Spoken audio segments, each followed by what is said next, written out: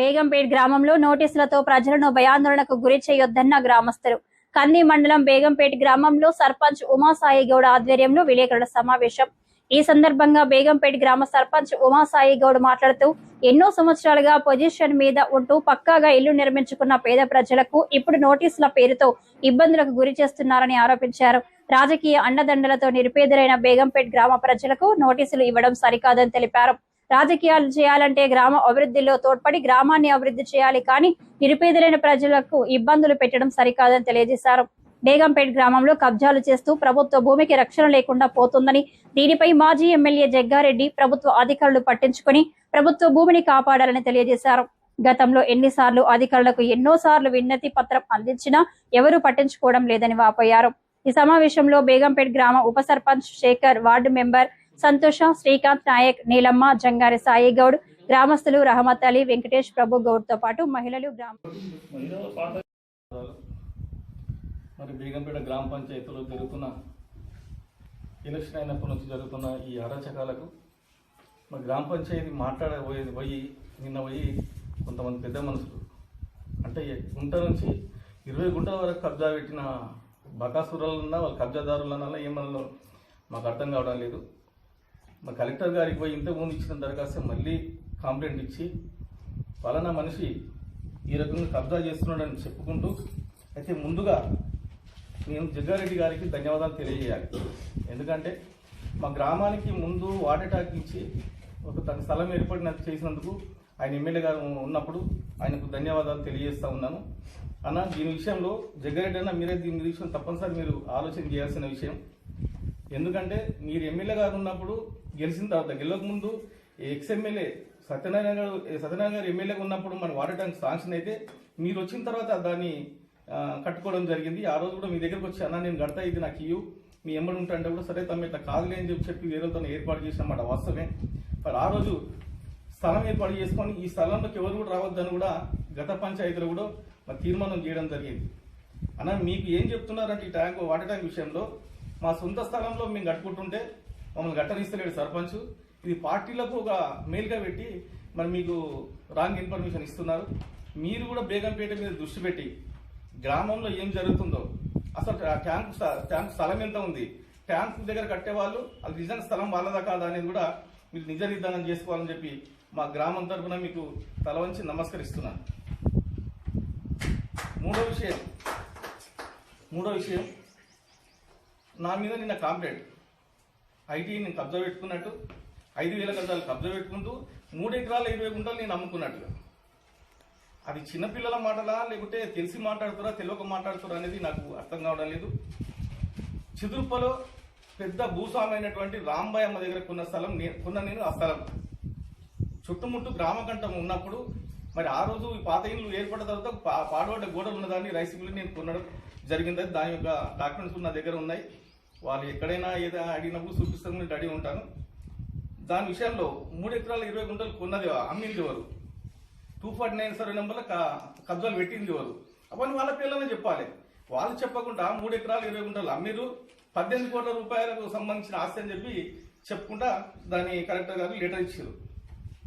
దాని విషయంలో గ్రామ కట్టకు సంబంధించిన వాటానికి సంబంధించిన దాన్ని మనం కంప్లైంట్ చేస్తే ఆ కంప్లైంట్ని పట్టించుకోకుండా దాన్ని మరుగున పడాలంటే గ్రామస్తులందరికీ నోటీసులు ఇవ్వాలి. ఇళ్లకు ఈ 5 సంవత్సరాల నుంచి ఎవరైతే ఇల్లు కడుతున్నారో వాళ్ళకందరికి నోటీసులు ఇస్తే ఇది మర్చిపోయి దాని మీద వాళ్ళు సైలెంట్ ఉంటారు.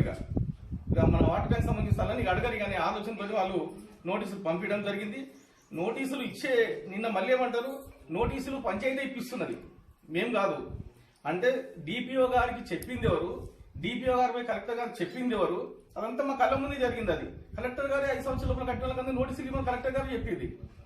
సిఓ ఇప్పుడు డిపిఓ ప్లేస్ సిఓ ఉన్నారు కాబట్టి ఆయనే చెప్పిన మాట 5 సంవత్సరాల లోపల ఎవరైతే ఉన్నారో వాళ్ళకంతా నోటీసులు ఇవ్వమని అని అనుకుంటూ ఇక్కడ పార్టీ పరంగా ఎవరైతే టీఆర్ఎస్ పార్టీకి సంబంధించిన ఉన్నారో వాళ్ళని పక్కన వాళ్ళకి నోటీసులు ఇచ్చుకుంటూ కాంగ్రెస్ సంబంధించిన వాళ్ళు కొంచెం మందికి ఇవ్వకపోవడం, అక్కడ ఎక్కడ కబ్జా జరుగుతుంది, ఏం జరుగుతుంది, ఈ కబ్జా జరిగిన దాన్ని కంప్లైంట్ ఇచ్చింది వేరు, మీరు చేసేది వేరు. అధికారులు మీరన్నా మంచి దృష్టి పెట్టి గ్రామంలో కబ్జా జరుగుతున్నాయా లేదా అని తెలుసుకొని గ్రామ ప్రజలకు న్యాయం చేయగలని ఈ సందర్భంగా తెలియజేస్తా ఉన్నాను. ఇంకో విషయం, ఆయన ఏదో శుద్ధ పూసనైనట్టుగా యువతలు కంప్లైంట్ కబ్జాలు పెడుతున్నట్టుగా నీ తమ్ముని పేరు మీద 2.9 సర్వే నెంబర్లో 200 గజాలు రిజిస్ట్రేషన్ చేసినావా లేదా? ఆ డాక్యుమెంట్ కూడా నా దగ్గర ఉంది. నీ భార్య పేరు మీద 230 గజాలు కబ్జా పెట్టినావా లేదా? ఇది కూడా నువ్వు తెలుసుకొని ప్రజల ముందు మాట్లాడాలి. మరి నేను కబ్జా పెట్టలేదు, ఇదోళ్ళంతా కబ్జా పెట్టినని మాట తీరుగా మాట్లాడడం అది కరెక్ట్ కాదు. సమయం వచ్చినప్పుడు నీ లెక్కలను మొత్తం బయట పెట్టే అవకాశం నా దగ్గర ఉంది. అది పెట్టే రోజుల దగ్గరనే ఉన్నాయి అవి.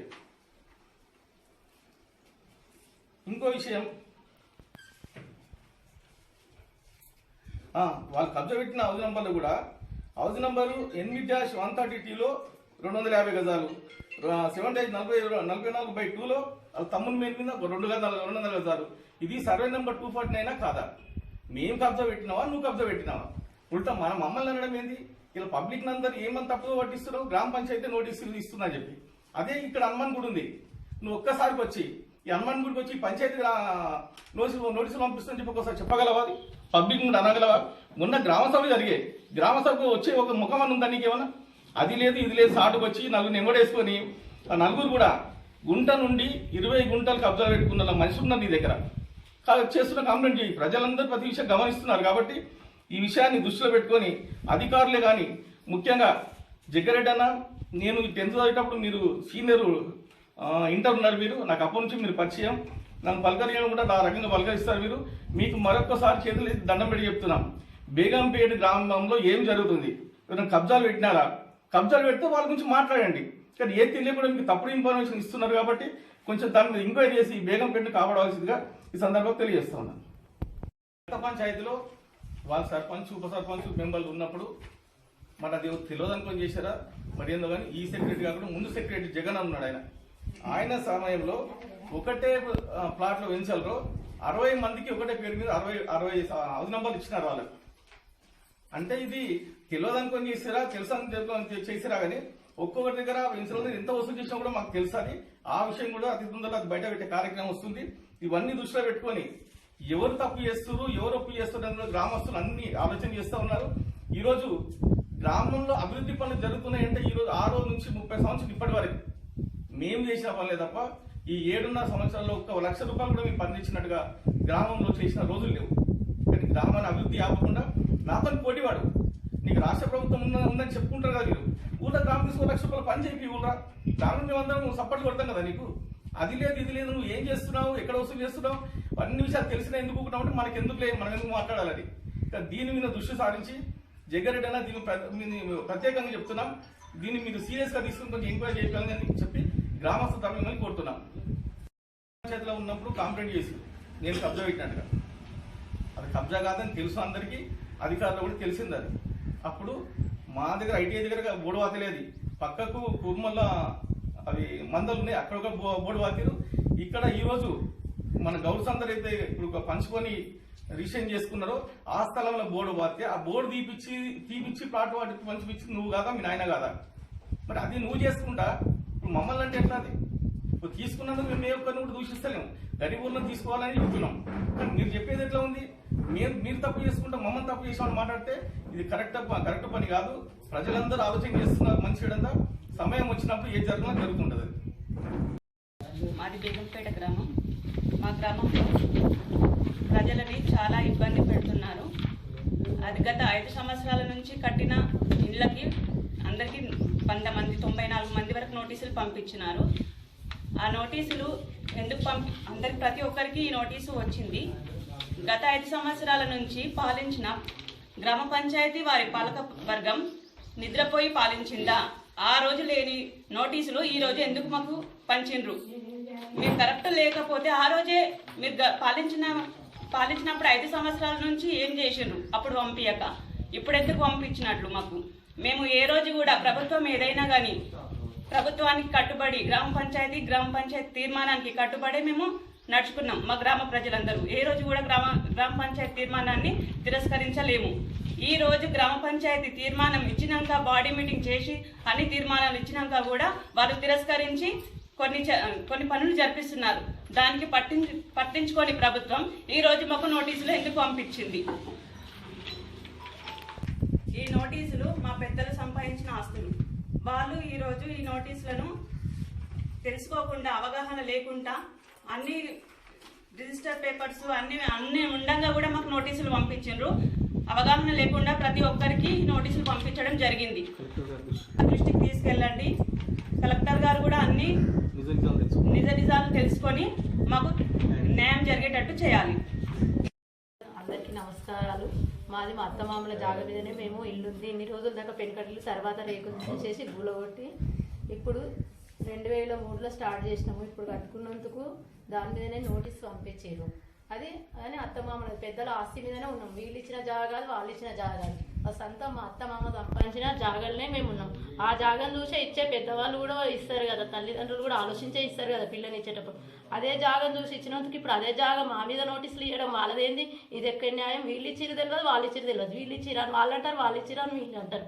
మరి ఇది ఎవరు కరెక్ట్గా తెలుస్తలేదు. మరి మీ ఇద్దరు ముంగటుండైనా చేసుకోవాలి. ఒకరి మీద ఒకరు చెప్పుకోవడం కూడా అది కాదు. ఇద్దరు ముంగటికి వచ్చి మాట్లాడాలి. ఏదైనా గ్రామ పంచాయతీ అన్నప్పుడు వాళ్ళు కూడా రావాలి, మాట్లాడాలి. అందరు ముంగట సాటుకుండి ఒకరి మీద ఒకరు చెప్పడం గొప్ప కాదు. మరి మీ కలెక్టర్ ఆఫీస్ మాకే న్యాయంగా ఉండేటట్టు చేయాలని కోరుకుంటున్నాను. మేము 25 సంవత్సరాల కింద కట్టిన ఇల్లు మేము. మాకు కూడా నోటీస్ పంపించారు. వాళ్ళు కావాలని విరోధంతో పంపించారా? మళ్ళీ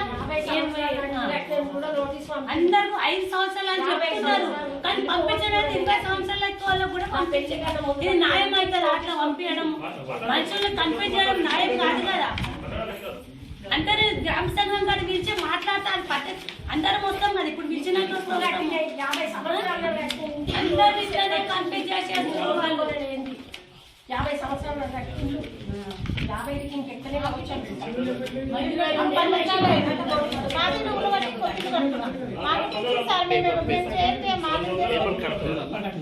నీ పేరు చెప్పు.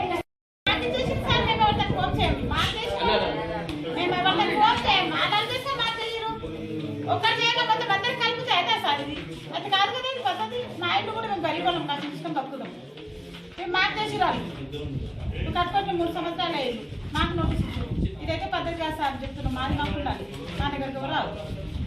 नाम सैयद रहमत अली है। मैं बेगमपेट ग्राम में रहता हूँ। ग्राम पंचायत बेगमपेट चिदपा कंदी मंडल में मेरे को नोटिस दिए। एक सरपंच साहब हमारे जो है सो साइकिल के प्लेट में हमारे पूछे, साहब हमारे घर रहने के लिए घर नहीं है, थोड़ी जगह बता बोले। तो सरपंच साहब प्लेट के में TR प्रभुत्व था, उनकी हुकूमत में हमारे ज़मीन दिए तो उनसे परमिशन पूछा। हम गरीब आदमी है भाई, हमारे 4 भाया है, 4 भाया में थोड़ी जगह है नहीं बसरी लोग बोले। तो सरपंच साहब हमारा प्लाट बताए, वो प्लाट के ऊपर नोटिस दिए। ये नोटिस हमारे कई कैसे दिए क्या नहीं हमारे को समझ में नहीं आ रहा। अब इन्हों दिए बोल के सोचना ना, उन्होंने दिए बोल के सोचना, कांग्रेस वाले दिए ना TRS वाले दिए बोल समझना। TRS वाले दिए सुना रहे तो पहले से नहीं देते थे हमारे रहने के लिए प्लाट। अब प्लाट उन्होंने दिया, फिर नोटिस उन्होंने दिया, हम कैसा यकीन करना? अपोजिशन पार्टी वाले उन्होंने भी नहीं मालूम हमारे। ये नोटिस कई कैसे दे रहे? हम गरीब आदमी कहाँ जाना? गरीब आदमी आए बोल के हम उनको पूछे सरपंच साहब, हम 4 भाया हैं, 4 भाया में से 2 भाई को दिया, 1 बहन को दिया। पूछो तो फलान जगह बल्लो भाई बोल के दिए। हम 1 रुपया भी नहीं दिए उन्हें, 1 रुपया नहीं ले सर का। उन्होंने बताए हम घर बन लेके रहे।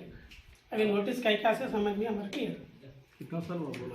हम घर बना के 16-18 साल हो गए। 16-18 साल से अब नोटिस आई। पहले नहीं बताते थे। अगर हमारे नहीं देना चाह रहे तो नोटिस आने से पहले तो हमारे जमीन नहीं बताते थे।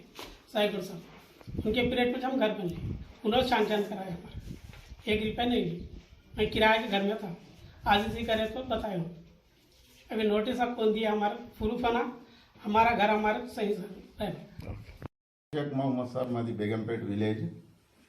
మాది తాతల నాటి నుంచి ఉన్న స్థలము, మాది గ్రామ పంచాయతీ ఇయ్యలేదు. బేగంపేట్ విలేజ్లో మాది మా తాత జానీసాబ్, మా నాయన మొహమ్మద్ అలీ. మా నాయన్నే 85 సంవత్సరాలు ఉండే అదే ఇంట్లో, మా తాత ఉండే. నేనే 62 సంవత్సరాలకు వచ్చిన. కానీ ఇప్పుడు 5 సంవత్సరాల లోపు నోటీసులు అంటని చెప్తున్నారు. 5 ఏళ్ళు మీరే పరిపాలించారు కదా, మరి 5 ఏళ్ల నాడే ఇస్తే అయిపోతుండే కదా నోటీసులు. మాదైతే ఇప్పుడు గ్రామ పంచాయతీకు సంబంధించిన జాగా కాదు, మా తాతల జాగాలా కట్టుకున్నాం మేము. మాకు నోటీసులు ఇచ్చిర్రు, దాని విషయం ఎందు గురించి ఇచ్చిర్రు అనేది మాకు తెలియాలి. ఇప్పుడు 5 ఏళ్ల లోపల అంటని చెప్తున్నారు కదా, 5 ఏళ్ల ముందు మీరే ఉన్నారు కదా పదవిలో. 5 ఏళ్ల ముందు మీరే ఉన్నారు, అప్పుడే నోటీసులు ఇచ్చుడేందుకు? కులగొట్టేది ఉండే అన్ని కులగొట్టేస్తే వచ్చిపోతుంది. లేదంటే ఇప్పుడు అన్ని కులగొట్టుర్రి. అన్ని కులగొట్టి మరి మీరు ఏం చేయదలుచుకుంటున్నారో చేయండి మీరు. ఎందుకంటే రన్నింగ్ ప్రభుత్వం అంటే మీరు అనుకుంటున్నారు. ఇప్పుడు పబ్లిక్ కన్ఫ్యూజన్లో ఉన్నది. ఏమవుతున్నది అంటే ఇప్పుడు వీళ్ళు ఇచ్చిర్రా వాళ్ళు ఇచ్చిర్రా అంటే ఏది క్లారిటీ ఇస్తలేరు. మరి ఇప్పుడు పబ్లిక్ ఏం చేయాలి? మేము ఇప్పుడు మాకు ఏదో ఒకటి మాకు తెలియాలి. మాదైతే నా సొంత స్థలంలో అయితే గ్రామ పంచాయతీ కాదు, 5 ఏళ్ల నాటిది కాదు, కొన్ని 100 సంవత్సరాల జాగం అది అందరికీ తెలుసు. వాళ్ళకు కూడా తెలుసు. ఇప్పుడు నోటీసులు పంపించిన వాళ్ళకి కూడా తెలుసు అది జాగా ఎవరిది అనేది. మరి నాకెందుకు పంపించారు నోటీస్ అనేది తెలియాలి నాకు. అంతే సార్. Thank you.